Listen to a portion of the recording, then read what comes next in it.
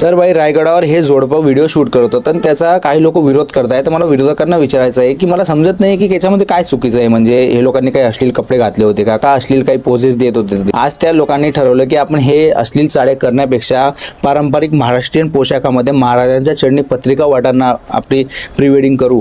तर त्याचाही आपण विरोध करायला लागू गेलं. अरे यार तो व्हिडिओ आज लग्नामध्ये लागेल, लहान लहान मुलं काही लोक त्यांना उत्सुकता होईल की यार हे करायला पाहिजे, आपण जायला पाहिजे, तिथं काय होतं महाराजांचा इतिहास तितका तरी लोकांपर्यंत पोहोचेल.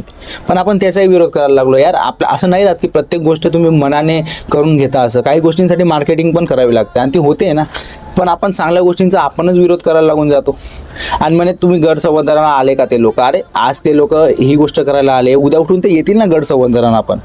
पण चांगल्या गोष्टींचा विरोध नाही करायला पाहिजे. मला असं म्हणायचं आहे काहीतरी आपण ओळखायला पाहिजे. आपणच स्वतःच्या चांगल्या गोष्टींना मागे खेचून आता याच्यापुढे कोणी करणार नाही ही गोष्ट.